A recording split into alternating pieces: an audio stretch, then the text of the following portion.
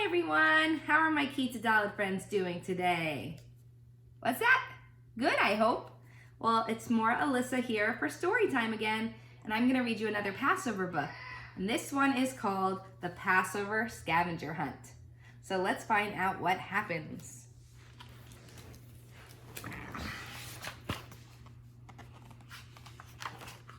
Oh, there's a lot of pages before the story starts. Rachel had a plan. Every Passover, Great Uncle Harry led the family Seder and hid the afikomen. Hey, did you guys make that afikomen bag with Morah Joan in her art video? I can't wait to see pictures of how they came out. Let's find out what happens here. But Great Uncle Harry was a terrible hider. Rachel and her cousins knew all of his hiding places. In the tissue box, behind the goldfish bowl, on the bookshelf. Well, those are pretty easy hiding places. Rachel had an idea. It was a few hours before the Seder, and Great Uncle Harry was taking a nap with Rachel's puppy hot dog. "Uncle Harry, you're so tired," said Rachel. "Why don't you let me hide the afikomen for you tonight so you can relax?" Great Uncle Harry smiled. "Good idea," and he went back to sleep. Rachel grabbed her markers, scissors, and a big piece of white cardboard. She had a lot of work to do. She looks pretty happy. During the Seder, Rachel squirmed with excitement. Great Uncle Harry took the middle matzah and broke it in half. He wrapped it in white napkin and passed it to Rachel. "This year, Rachel's hiding the afikomen," he announced. Rachel held up an envelope labeled Clue Number 1. "We're doing an afikomen scavenger hunt," said Rachel. "I've hidden 6 envelopes around the house. Each envelope has a puzzle piece and a riddle that will lead you to the next clue. Once you find the clues and solve the puzzle, you'll find the afikomen." She handed the envelope to Michael. Inside, he found a cardboard puzzle piece and a riddle that he read out loud. "Karpas is parsley, fresh and green. Find clue number 2, where green is the scene." "We have to look where green is the scene," said Jack. Jack went into the living room. Climbing onto the sofa, he looked at the painting on the wall. He reached behind the frame and found clue number 2. Michael pulled out the riddle. "Read it to us, Michael," said Jack. "The egg is for spring, when everything grows. Find clue number 3, where the bald man glows." Oh, I wonder where that could be. Michael and Jack stared at the clue, scratching their heads. David smiled and tiptoed down to the basement. There on the shelf stood Great Uncle Harry's tennis trophy, which was shaped like a tennis player, a bald tennis player. David pulled out clue number 3 and another tennis puzzle piece. "I found it," yelled David. The others raced downstairs and David read the clue aloud.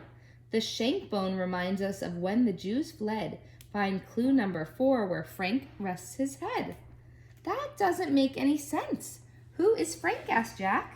Rachel giggled. "You'll have to figure it out." "Please give us a hint," David begged. "Maybe Frank isn't a who, but a what," said Rachel. Rachel's puppy thumped down the stairs, tail wagging and drool flying.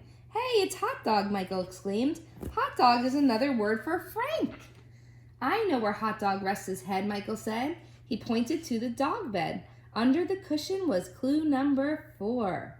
"Apple Rosit reminds us of bricks. Find clue number 5, where Rachel does tricks." "Rachel's magic set," Jack shouted. "Lead the way, Jack," Rachel said. In Rachel's closet, behind the stuffed animals, underneath her pink boots, was her box of magic tricks and clue number 5. "Maror is bitter. I don't like the taste. Find clue number 6, where we recycle, not waste." The scavenger hunt team dashed to the kitchen, practically knocking over Mom and Aunt Sarah. David reached under the recycling bin for clue number 6 and the last puzzle piece. "Mazel tov, cousins. Use your sharp eyes to assemble the puzzle and find your big prize."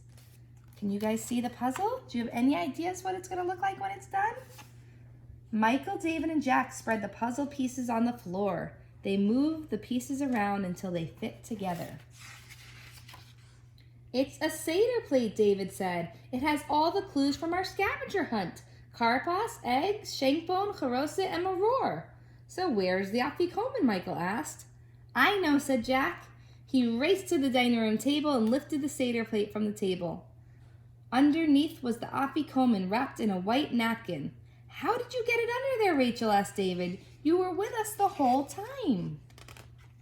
Uncle Harry, did you see her sneak back? Asked Jack. I didn't see a thing, said Great Uncle Harry. He winked at Rachel. I've just been sitting here resting. Right, Rachel? Right, Uncle Harry, she answered. So who liked the Passover scavenger hunt? I can't wait to hear what you guys think about it when we're back together in our classroom. Maybe we can have a Passover scavenger hunt in the classroom and hide clues around. Just like, oh, do you remember for Hanukkah? We hid the oil. That was so fun, singing the song and finding the oil. And then for Purim, we hid the Humintashen all over the classroom with the numbers. And sometimes Morah Cindy was such a good hider that we forgot where all the Humintashen were. So maybe we'll get to do something like this for Passover or the next holiday when we're back at school. I miss you all. I'll see you next time.